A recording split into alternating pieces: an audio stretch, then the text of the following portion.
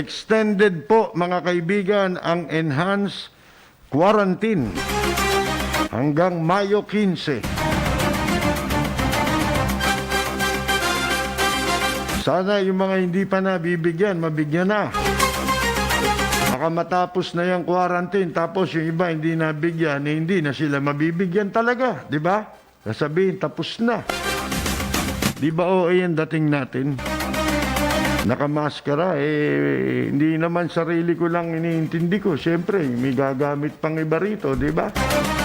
May iba pang sisingkaw dito. Yan, hindi natin masasabi, mga kaibigan. Itaas na lang ang nakakaalam. Kagabi, pinakita nating binaril sa checkpoint na hindi naman tinutukoy kung saan yung checkpoint na yan. Pero yung po pala, mga kaibigan, bubuno talaga ng baril. Bumuno talaga ng baril, hindi ba?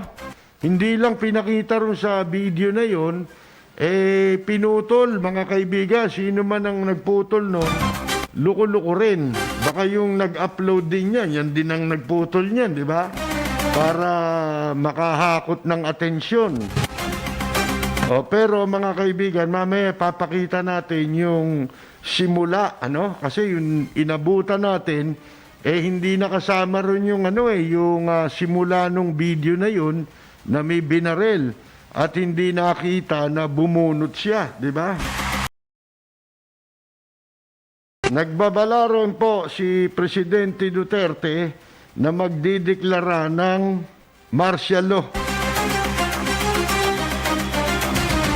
Ang sabi, if lawlessness of and disruption of aid delivery by members of the New People's Army continue in this time of COVID-19 crisis. Teka, ano ba kalaban natin sa ngayon? Di ba COVID? At may martial law. Hindi mga luko-luko yung walang hiya yung mga MPA na yan. Yung Communist Party of the Philippines mga kaibigan kasi ano pinaggagawa niyan, sumasalakay, inaabala pati yung mga pagdi-deliver ng tulong. Pero dati na nilang ginagawa yan Hindi naman nagdeklara ng martial law kung yun ang dahilan. At saka ngayon, kailangan pa ba yung martial law?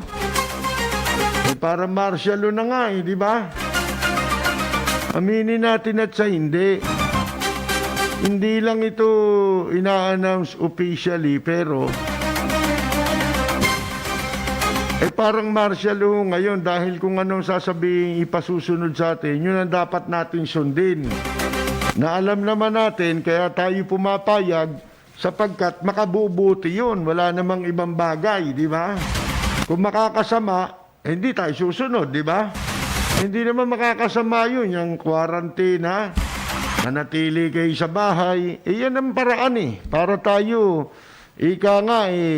makapagbaka sakali na hindi magtagal. Ito pong COVID, itong China virus na ikinalat ng Communist China. Mga kaibigan, kailangan pa ba? Ano ginagawa ng militar, di ba? Kawalang hiyaan pala yung MPA, ba't di nyo pulbusin? May armas kayo, may mga kasangkapan binibili, saan nyo gagamitin yan? Sa sibilyan? Bate ka. Ba't ayaw pulbusin? Hindi ba alam ng military kung saan yung mga pangyayari niyan? Kailangan pa ba ng martial law para sagupain ng militarya mga yan? Ay nako mga kaibigan, yan ang sinasabi natin Ba't hindi kasi kayo magpapasa ng batas? Ipagbawal ulit yung ideology ng komunista dito. Pagbawal nyo, communist.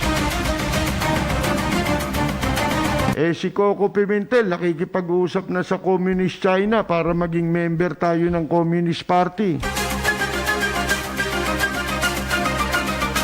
Sus Mario Josep, mga kaibigan. Tapos kalaban ninyo MPA. Ano yan? Hindi natin may paliwanag yan MPA ba? Totoo bang mga MPA yan?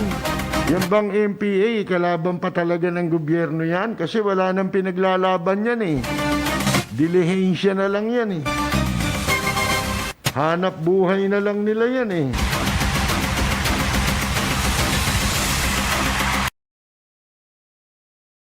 Napakita natin sa inyo ang epekto ng quarantine sa iba, po. Yung mga hindi nakakayanan, nababaliw. Mamaya may video tayong pakikita kung paano mabaliw, mga kaibigan, ng isang tao ngayon dahil po dito sa pandemic. Ito ho namang pulis na pumatay, mga kaibigan, doon po sa dating sundalo, nang walang kalaban-laban, sinampahan na daw po ng homicide, kasong homicide. Pero wala namang maipakitang sinampang kaso, mga kaibigan. Halimbawa, kasi online tayo ngayon di ba? Online daw ang filing ng kaso sa piskalya. Pero mga kaibigan, hiniling naman ng Philippine Army sa National Bureau of Investigation na imbestigahan yung pagkakapatay doon po sa dating sundalo dahil po ron sa prejudgment by police. Judgment call daw kasi yun Lang yan, pag sinabi mong judgment call, para mong sinabi kung paano inaabuso sa piskalya ng mga prosecutor na walang hiya. Yung walang hiya, Ngayon, kung matino yung prosecutor, di kayo kasama rito, di ba? Ang sinasabi ko, yung mga walang hiyang prosecutor ng Department of Justice. Itong sinasabing judgment call sa police, walang ipinagkaiba yan doon sa pag-aabuso ng mga walang hiyang piskal. Inuulit ko yun lang walang hiya, Yung hindi walang hiya, hindi kayo kasali. Yung walang hiya, yun ang kasali. Mga kaibigan, ano ho yung inaabuso nilang kawalang hiyaan? Yun po yung sinasabing determination of probable cause. Pero ang totoo nun, determination of probable cause. Yun Ito naman si COMELEC Commissioner, Rowena Guanzon.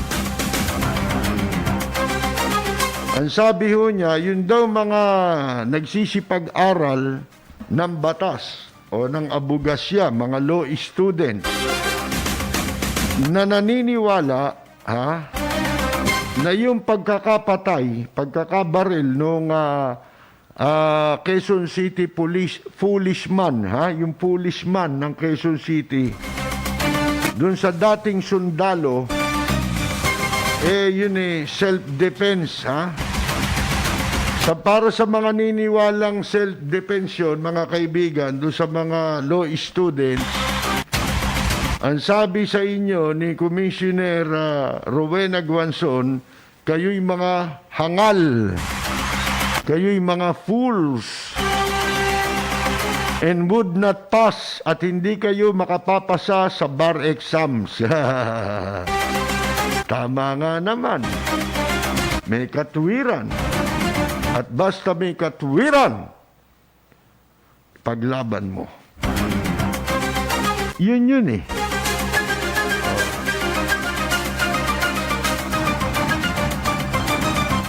Sabi niya bawal ang syunga. Mga syunga. You will not pass the bar, sabi ni Commissioner Rowena Guanzon. Mabuti yung may ganito kasi abogado ito Alam niya batas mga kaibigan Kaso nga, Pagdating sa korte, sa piskalya pa lang, ang magpapail ng kaso, abogado. In behalf of the complainant. O dito sa kasong ito, ewan natin kung magsisilbing abogado ng biktima, ang prosecutor, ang piskal. Pero pwede ka rin kumuha ng dagdag na abogado, di ba? Ang Philippine Army, may abogado yan. Pwede silang mag-provide ng abogado. Sapagkat hinihiling nga nila sa NBI na imbestigahan yan, mga kaibigan. Siyempre, ang pangit naman kung pulis din na mag-iimbestiga, no? Alin, yung mga nasangkot na ninja cops, kung hindi inimbestigahan ng Senado yun, walang makakasuhan dahil inimbestigahan na ng pulis yun, wala nangyari. Sila kasi.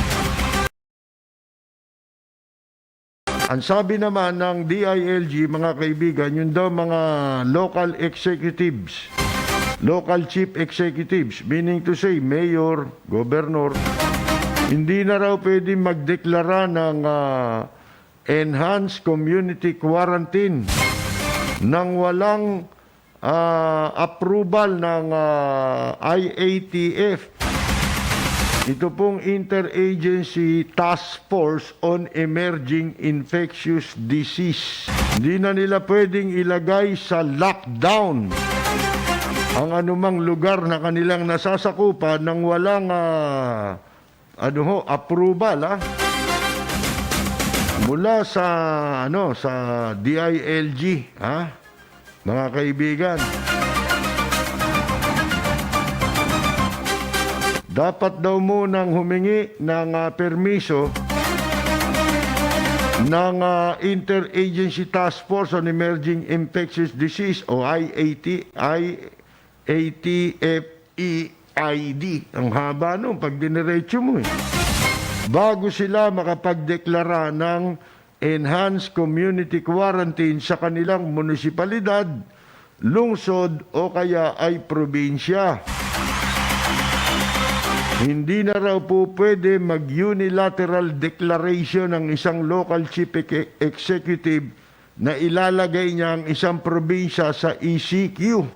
Ang gulo, hindi alam nyo itong bagong pinatupad Merong ito General pa tawag, di ba? General Enhanced Community Quarantine. Dinagdaga. Hindi ko naintindihan to. Sa totoo lang.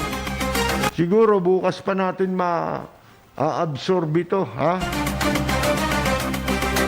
Hindi ko pa naiintindihan anong kaibahan nitong kasi meron mga bagong sinasabi patungkol dito sa pinahaba pa. Naabutin hanggang sa Mayo 15 raw. Sabi ko nga sa inyo, para sa akin, walang problema yan.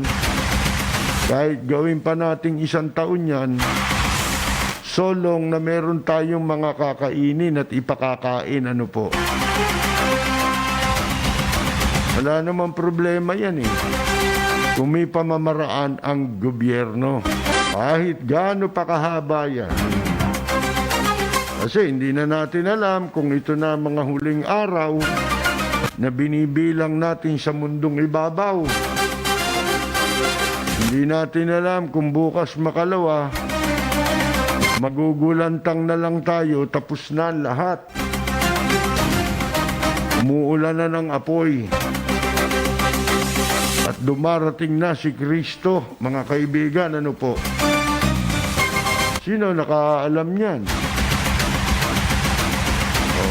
Kahit na hindi ka pa na-COVID, kung dumating si Kristo, hindi ka na mako-COVID, pero patay ka rin. Kasi uulan ng apoy. Patay ang mamamatay. Buhay ang mabubuhay. Mabubuhay ang buhay. Pati patay na mabubuhay. Ayun po. Bueno, mga kaibigan, tinanggal na pala si Nograles bilang spokesman ng Interagency Task Force on Emerging Infectious Diseases. At siya'y pinalitan na ni Harry Roque. Baka magiging presidential spokesperson yung nababalita ko. Na dati nang napabalita pero naudlot. Pagkatapos pagbabanatan dahil sa kayabangan sa laban sa militar, ano po. Yun. Itong babala na martial law, pagdedeklara ng martial law, kung ang MPA patuloy na umaatake.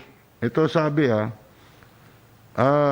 nagbabala si Presidente Duterte na magdideklara ng martial law kung if lawlessness of and disruption of aid delivery by members of the New People's Army continue in this time of COVID-19 crisis.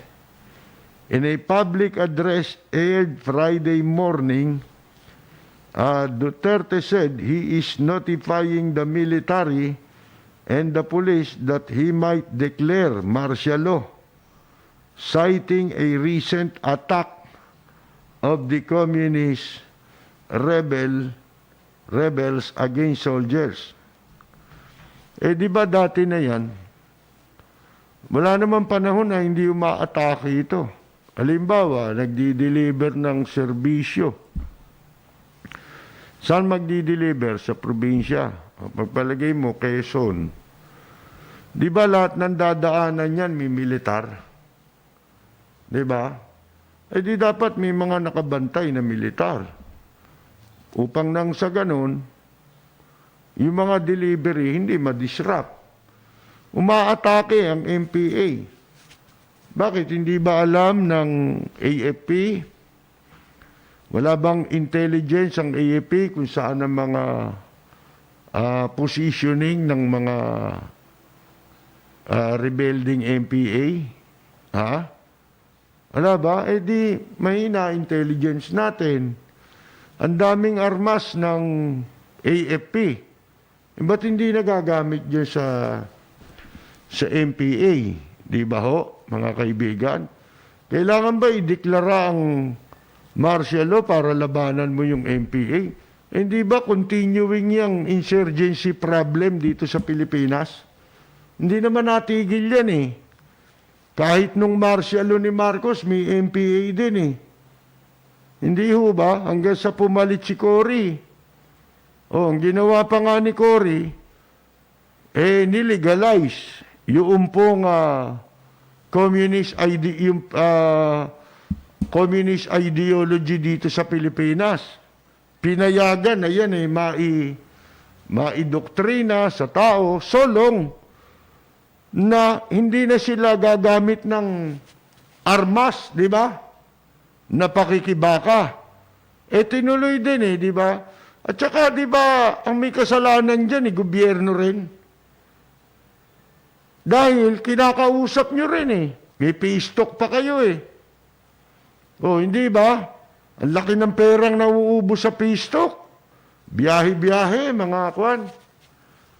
Para kausapin mo lang, mga walang kwentang kausap yan. Sabi ko nga sa inyo, matagal ng problema yan. Hindi naman nakuha sa usapan yan Wala namang ibinungang kahit na katiting na mabuti ang pakikipag-usap dyan. Ngayon, pag sinabi mong martial law to, ang gumagawa ng ligalig, MPA. Pagka martial law ba, eto nga, wala pang martial law, grabe na Kung tutuusin mo kung wala lang pandemic, Kung wala lang itong China virus pandemic na to, mga kaibigan, mas grabe ito sa martial law. Ito nakikita natin. How much more kung may martial law?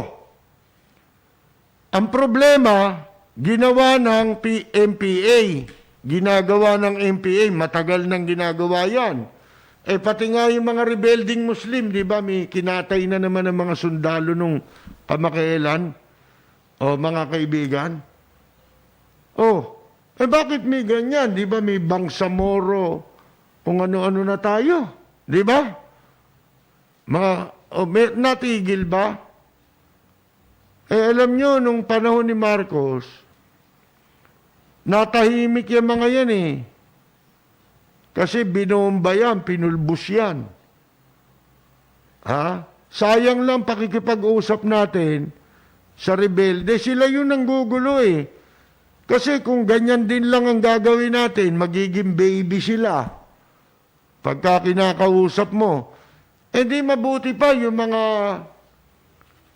publiko, gawin na lang ganun para kausapin din sila ng gobyerno. Ganun din ba yun? Oh. Mga kaibigan, eh ba't di nyo pulbusin? Hindi ba? Pulbusin nyo, may military tayo eh. Ba't yung atat na atat tayo sa martial law? Ano ba meron? Ha? Ano ba gusto natin talaga? Ang kalaban ba natin ngayon, ano? MPA ba o COVID? Di ba? Oh, itong ginagawa ngayon, sasabihin natin, sa totoo lang, masahol pa yan sa martial law. Kaya lang, payag tayo. Bakit? Eh, makabubuti ito eh. Siyempre, kung ano yung makabubuti. Yung ba martial law, makakabuti? Bate ka muna.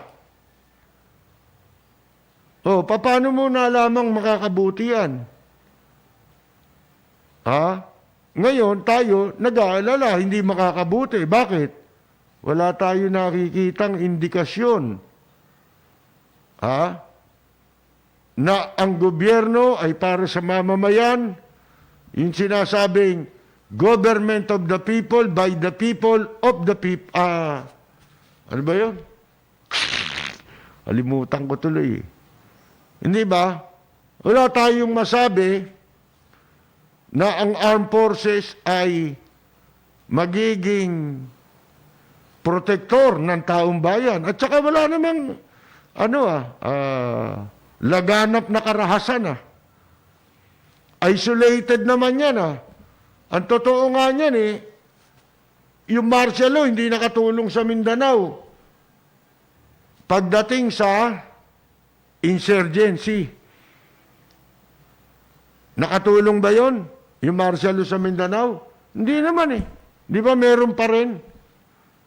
Oh. Gaano katagal idiniklara martial law? At saka, papayagan ba yan ng Senado, ng Kongreso? Mga kaibigan ba, mahirap yan. Kasi po, hindi naman nangangailangang i-martial law mo sa kasalukuyan o ideklara mo yung martial law, mas lalong nakakatakot yung abuso. Yun ang nakakatakot. Di ba? Sabi ko nga sa inyo, incomparable si Marcos, yung martial law ni Marcos. Si Marcos kasi responsible leader. Binibigyan ko kayo ng example base sa mga tunay na pangyayari na hindi makikita mo, hindi magagawa ngayon. Magagawa ba ngayon na magpakulong ng mga supporter at saka ng mga kaalyado sa politika? Hindi naman nila magagawa yun nga mga nagsipagnakaw, di nga na-demanda Di ba? Wala mga kaso paano tayong,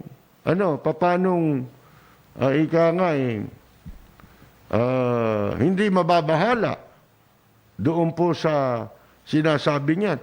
Sipin mo, ginawa ng MPA ang magdudusa tayong mga mamamayan. Bali ba, nakita ninyo yung martial law sa Mindanao?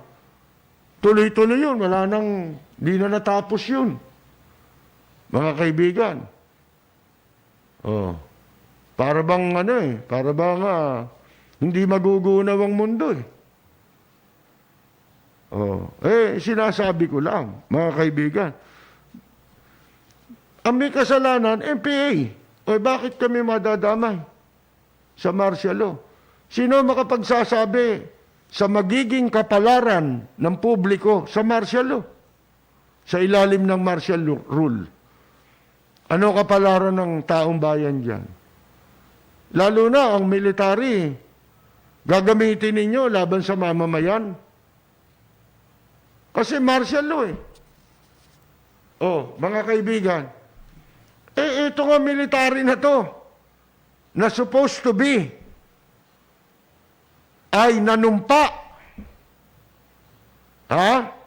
na kanilang ipagtatanggol ang ating bansa sa anumang pananakop. Naipagtanggol ba tayo nito sa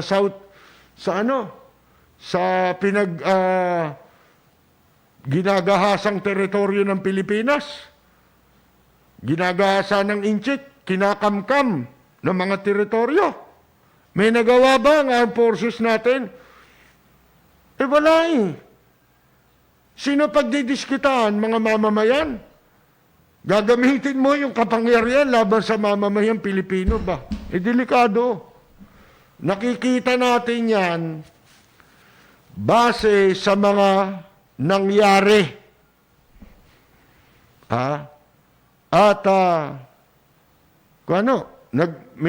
Nagmamanifest sa mga performance ng armed forces ngayon. Parang ang bansa nga natin, parang walang AFP. Parang dekorasyon lang eh. Pero pag sa mamamayang gagamitin nakakatakot, di ba? Kasi yun ang lagi nangyayari. Ang kaya lang paggamitan nung kanilang sinumpaan tungkulin, mamamayan, baliktad. Imbes na yung kalaban ng mamamayan. Doon magamit. Yun ang sinasabi natin. Ang laki ng pagkakaiba sa panahon ni Marcos.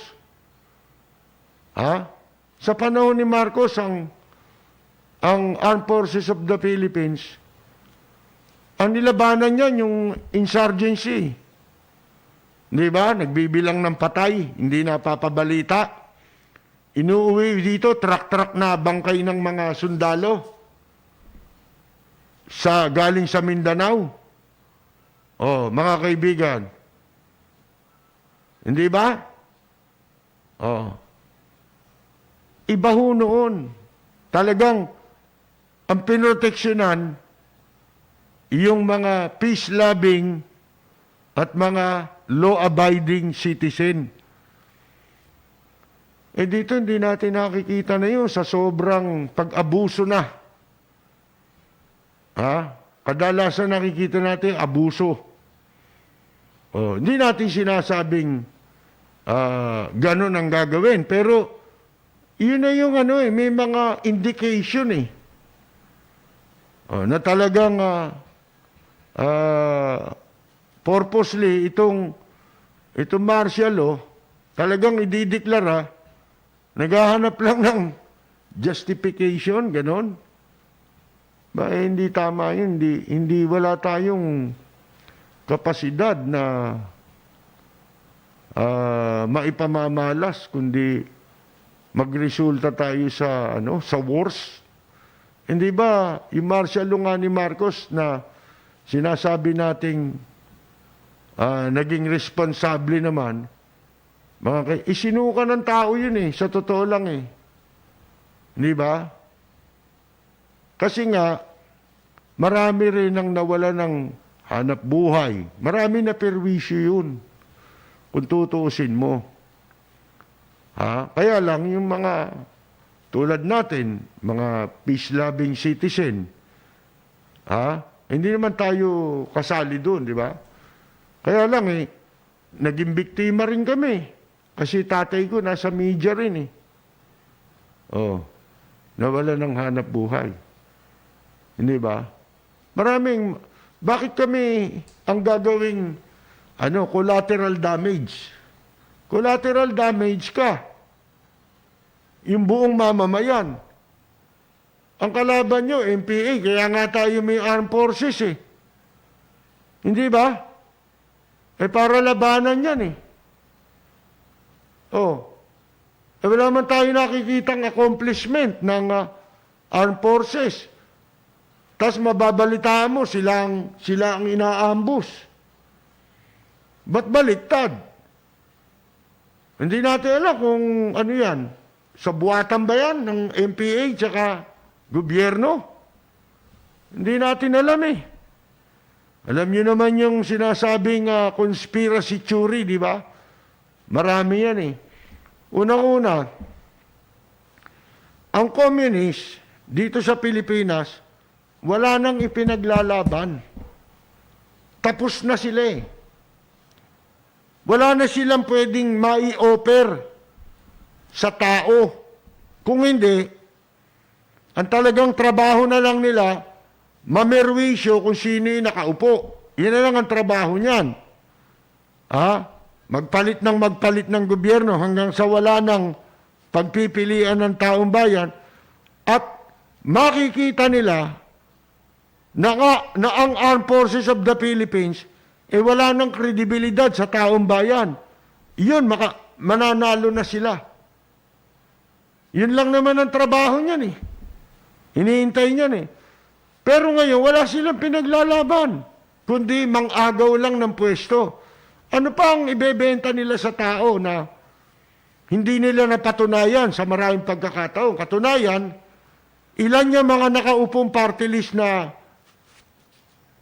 kasapakat ng komunista rito sa Pilipinas? Ang dami niyan. Asan ang pera niyan? Banat niyo iba rito, banat ng banat sa pork barrel. Magkano pork barrel niya mga yan? Nasa nila dinala yun. Kaya hindi makasigaw yan laban sa pork barrel eh. Paano? Hindi rin nila kayang ipaliwanag kung nasan yung pork barrel nila. Gano'n sila karami at katagal nang nakaupo dyan sa Kongreso. Kung magkaroon pa ng representative yan tatlo-tatlo eh. At hindi lang tatlo dahil iba-ibang pangalan ng party list, sila-sila yun. Iba lang ang pangalan, pero lahat sila ay kaalyado ng komunista. Mga kaibigan, wala eh. Useless yan yung ihalo mo sa society yung mga yan. Walang ipinaglalaban yan eh. Mga kaibigan. Hindi natin alam, baka mami, martial law, tapos MPA uupo. Magkalaban ba MPA tsaka China? Hindi naman magkalaban yan Nakikita mo nga eh. Mga suot-suot pang uniforme niyan eh. Yung simbolo ng China, di ba? Pati sombrero ni Mao Zedong eh. Inasuot niya mga yan eh. Hindi ko ma-reconcile ito. Akala ko ba ang problema ng mundo ngayon, kasama Pilipinas COVID pandemic. Ba't napunta tayo sa martial law? Laban na sa MPA ito. Mga kaibigan, iba na. Bate ka muna. Mukhang sa iba na punta yung pondo natin para sa COVID. Kaya marami hindi nakatanggap. Ayan. Sinasabi lang ho natin iba itong solusyon na nakikita natin. Ang layo sa putok ng kanyon Hindi yata tugma. COVID tapos martial law. Ano yan? Sabi ko nga sa inyo, kahit di ka magdeklara ng martial law rito, bakit? Yung bang pagsagupa sa MPA, hindi magagawa ngayon kahit walang martial law? Di ba magagawa yun? Kung yung sundalo nga, yung dating sundalo na binaril, hindi ba? Yun nga, sundalo na, binaril pa di lalo sa MPA, pwede nyo gawin yan, doon nyo dapat gawin yan. Dahil yan ang kalaban ng gobyerno, hindi ang publiko. Bakit itong publiko na wala namang kinalaman sa ambush ng MPA. Alam nga naman mag-martial law ka, laban lang sa MPA. Hindi naman kailangang i-martial law mo para labanan mo yung MPA. Hindi ko makita logic nun. Ano simpleng paliwanag meron yun? Sige nga, mga kaibigan, dasa-lasa nonsense, sabi nga.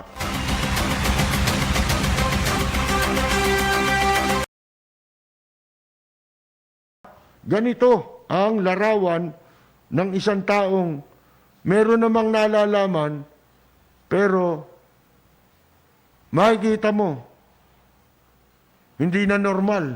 Ha? Wala na sa wisyo, wala na sa katinuan. Panoorin ninyo to. Bungay natin ng masigabong palakpakan si Kong Hingal at si Superman. Okay. Mana. Good evening, Mr. Superman. Good evening, Superman. Good evening, Senator. At ang kanyang ama, si Kong Hingal. Yay! Okay. Kong Hingal. Okay ka lang, Kong? Okay.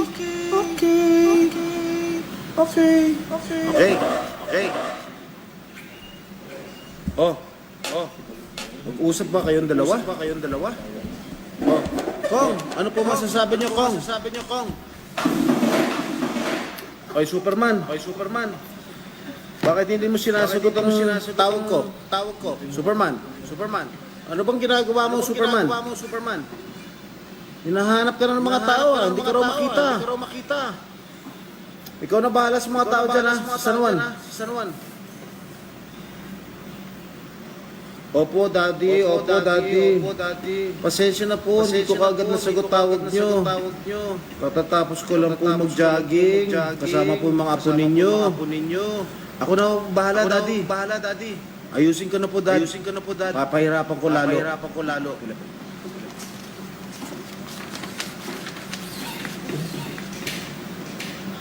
May tatawagan lang po ako.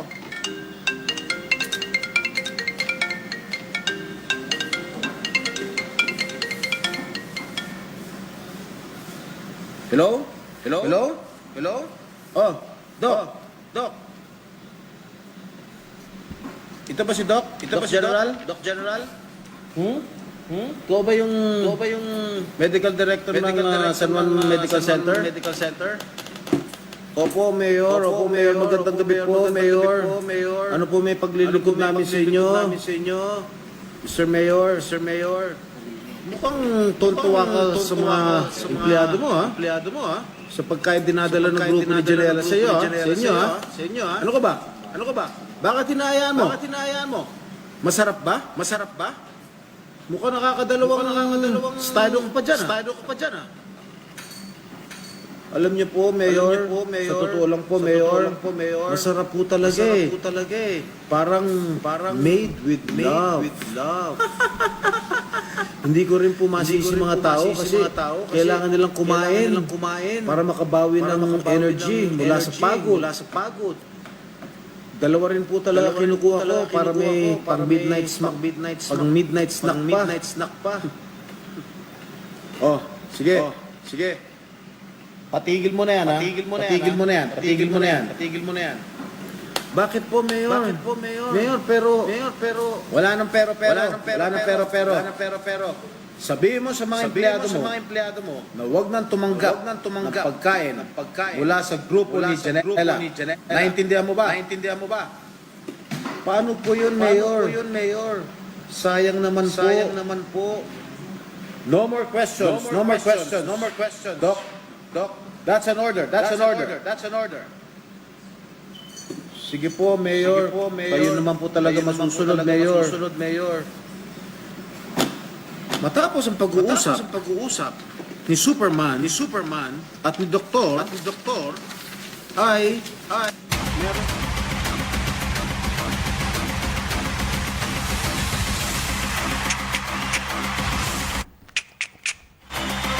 Magbabalik po ako pagkatapos ng ilang mensahe.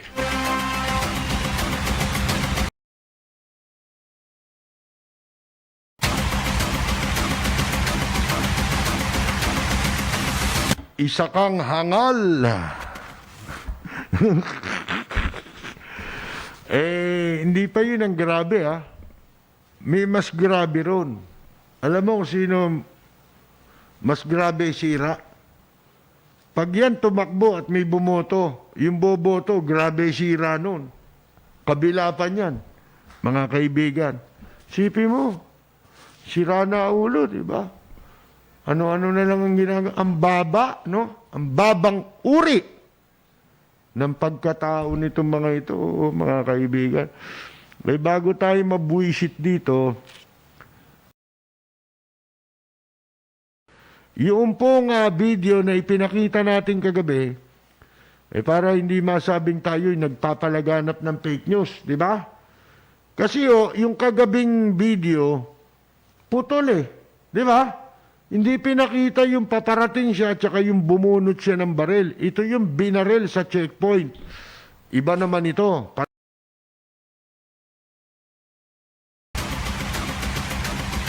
Ayun hindi naman napuruan si Tarantado di ba? Yun ang dapat na ginawa dun sa sundalo. Hindi Katulad niya na, ano yung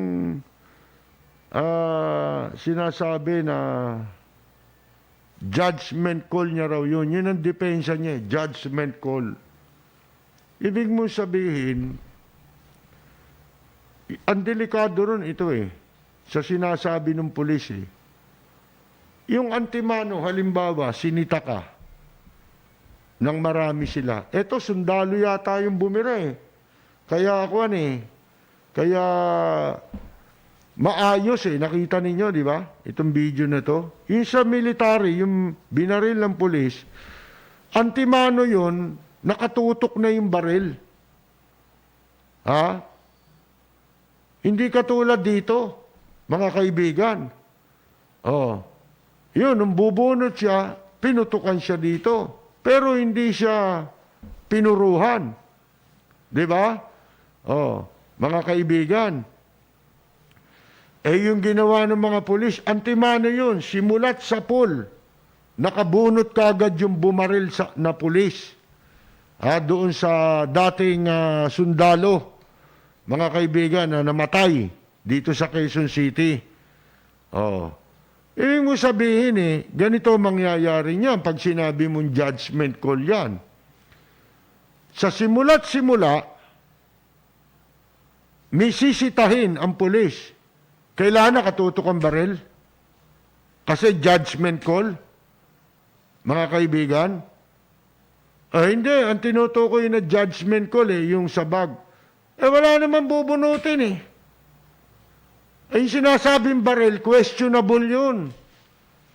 Kasi, diyan notorious ang pulis sa planting of evidence, mga kaibigan.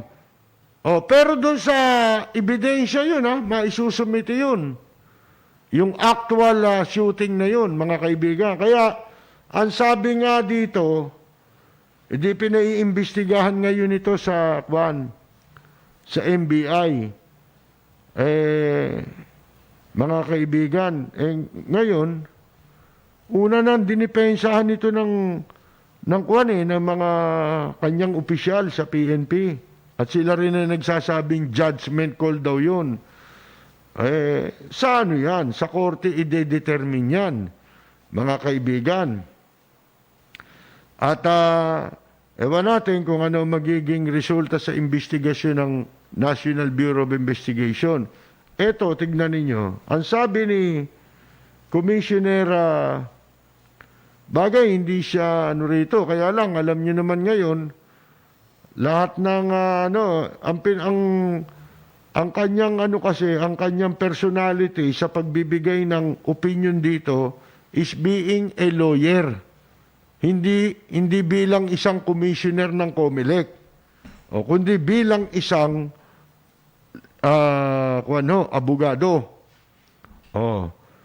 Sabi niya, yun daw nagsasabi na self-defense, yung ginawa ng pulis na pagpatay, pagbaril dun sa sundalo, 2 putok yun, ito isa lang. Kita ninyo, magkasunod, di ba? 2 putok. Mga kaibigan, sinasabi niya, kayo'y mga hangal, at hindi kayo makapapasa sa bar examination. Sabi ni Kwan yan, ni Commissioner Guanzon, patungkol doon sa binaril na at napatay na sundalo sa checkpoint ng pulis dyan sa Quezon City, na si former Army Corporal Winston Ragos, na binaril nitong si Master Sergeant Daniel Florendo. In danger daw siya. Ang dami ninyo in danger. Sabi ni Guanzon, who are those law students? Sino ito mga law students na nagsasabing self-defense yung ginawa ng pulis? Ang sabi ni Guanzon, mga syunga, you will not pass the bar. Bawal ang syunga. Ayun po, hashtag bawal ang syunga. Pinaliwanag ni Guanzon na si Ragos, that Ragos' act of allegedly drawing a gun cannot be accounted as unlawful aggression because he neither pointed the gun towards Florendo. Alam niyo naman ng mga abogado, lumalabas ang galing niyan kapag merong diskusyon, di ba? At yun ang maganda sa ating publiko, natututo tayo. Pwedeng sabihin ng isang abogado na self-defense yan. Paano yun? Sinasabi rin ng isang abogado na paano mong sasabihin unlawful aggression? Yung ginawa ni Ragos, wala naman siyang ginagawa Yung kundi yung dudukot sa bag. Na hindi mo nga alam kung baril yung bubunutin. Sapagkat hindi naman niya itinutok yung baril Wala naman siyang itinututok na baril kay Florendo. O kaya nagpaputok siya. Nakita ninyo yung video rito? Ayun, hindi. Mabilis lang yung sundalo Bumubunot pa lang si Tarantado. Pinutukan siya, di ba? Ngayon, ito. Ang sabi pa ho niya, the first shot itself, yung unang putok daw, could already be considered murder as no gun was pointed against Florendo. Isipin ninyo yan, bakit ang pinail na kaso? Homicide. O ipapail pa lang na kaso. Wala naman malinaw kung totoong pinail na o ipapail pa lang. Sabi ni Guanzon, the video will be the best evidence. Yan anyang video ang pinaka pangunahing ebidensya. The deceased did not have a gun. Yun anyang napatay, walang baril. And did not point a gun at the policeman. Anong sasabihin mong nanlaban niya, Ikaw in danger ka. Di ba? Para magkaroon ng danger, may nakatutok sa yung baril. At may baril yung binaril mo. Di ba? Sabi niya, that police should have been arrested or in custody immediately after he killed Ragos. Di ba sinabi ko yan kagabi? Bakit nasa labas yan? Dapat nakakulong yan Hindi ba? Yung pulis na bumaril doon kay Ragos, isipin ninyo. Ang sabi niya, yun daw unang putok pa lang, murder na yun Since no unlawful aggression. Wala namang siyang ginagawa di ba? Nakikipag-usap lang siya. Na masasabi mong siya aatake siya anong gagawin niya? Wala siyang baril na itinutok kay Daniel Florendo. Mga kaibigan, kaya ang daming magaling dito sinasabi natin yung mga pinatutungkulan pa naman ni Guanzon, law student. Tayo hindi tayo naging estudyante ng law. Pero base doon kasi meron tayong mata. Di ba? Binigay sa atin yan para gamitin yan wala ba kayo? Iba ba paningin mo ron? Pag iba ba tumingin, iba tingin doon. Wala ka ng ron Wala ka ng pwedeng idahilan doon. Judgment call. Paano ngayon? Halimbawa, lahat na sisitahin mo, tututukan mo ng baril. At pag hindi ka nagustuhan, nagduda ka. Sa palagay mo, may baril yung tinututukan mo ng baril. Babarilin mo? Abay, katarantaduhan. Yun ang judgment call. Pakiliwanag nyo yan. Hindi ba? Kasi, kitang-kita nyo sa video Gusto mo ipakita natin ulit yung kay Ragos? Sa simula pa lang, nakatutok na sila Mga kaibigan pwede naman pala nilang arestuhin na lang yun Bakit inumpisahan nilang tinutukan Di ba? Ginamitan mo ng strategy na, kunyari, lilapitan ninyong bigla, binigla ninyo, kinuha nyo. Hindi. Antimano, ito, panoorin ninyo. Sa simula, sa umpisa pa lang, mga kaibigan, ang pangyayari, makikita mo. Kung sasabihin mong ganun ang judgment call, ano yun? Iba yung sinasabi yung judgment call. Kasi pwede mo nang gawin yan sa kahit kanino. Habang sinisita mo, nakatutok ang baril mo. At pagka sa'yo, may judgment call ka, judgment call mo, pwede mo sabihin na ikaw under attack ka.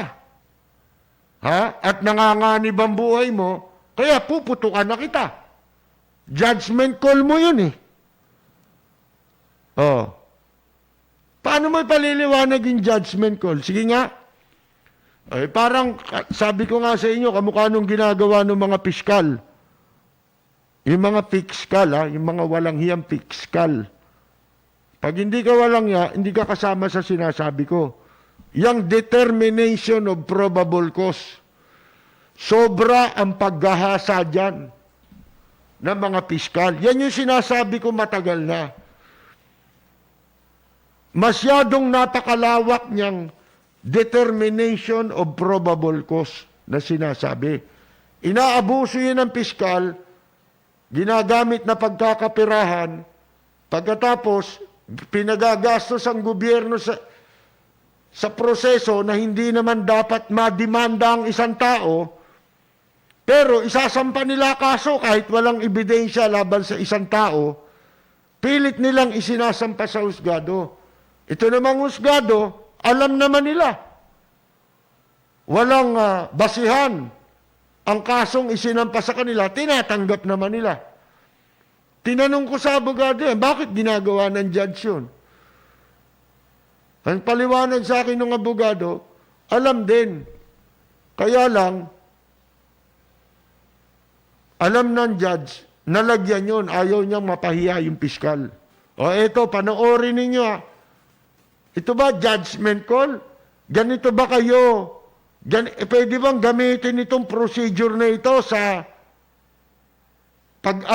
pagsita sa tao? Pag-question sa tao? Nakatutok ang baril, tapos sasabihin mo, judgment call? Eh kung gawin mo sa civilian yan, eto, panoorin ninyo.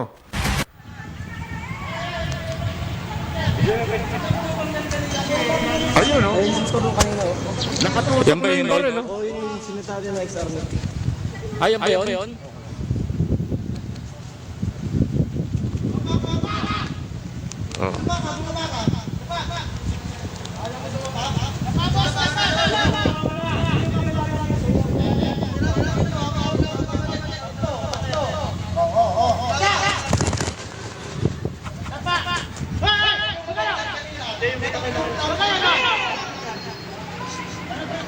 Tignan mo, huwag nyo alisan ng mata. Tsaka nakatalikod, oh. Yung tao.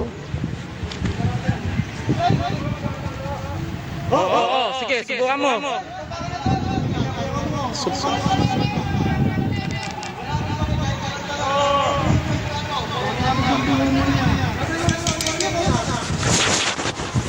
Wala na, tapusin mo na yan.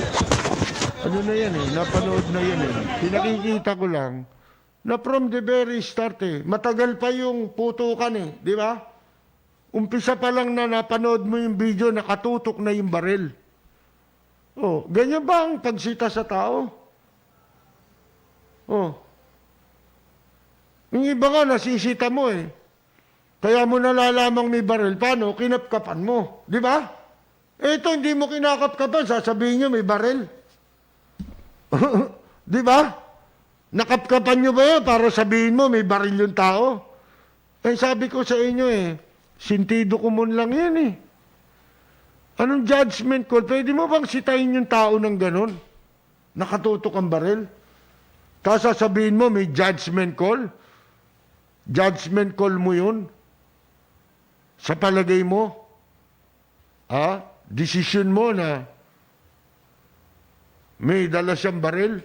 Wala ka naman nakikitang baril? Wala naman tinututok na baril? Yun yung sinasabi ni Commissioner Guanzon. Abogado to eh. Oh. At yun ang sabi rin ng mga taong nasa crime scene, mga kaibigan. Eh siyempre, titistigo pa ba yan maliban sa pamilya? Ang mahirap niyan, dapat protektado yung mga nakakita rito. Kasi tatakutin niya, alam mo ninyo may mga pulis eh. Mga kaibigan eh. Oh, hindi mo ba? Eh, sila nagsasabi eh. Yung mga kwando, walang baril yan eh. Ultimo yung nanay eh. Sipin mo, oh. Naksaya yung buhay ng tao. Kahit ano pa sabihin mo, saan gera sumabak yan, saan laban sumabak yan. Sundalo yan, sumabak sa laban, bayani yan. Tapos ganyan lang, anak ng po.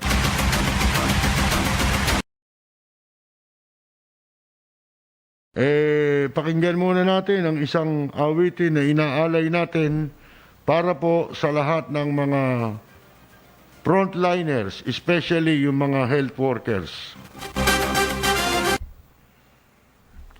Sa lahat ng frontliners na Pilipino sa buong mundo.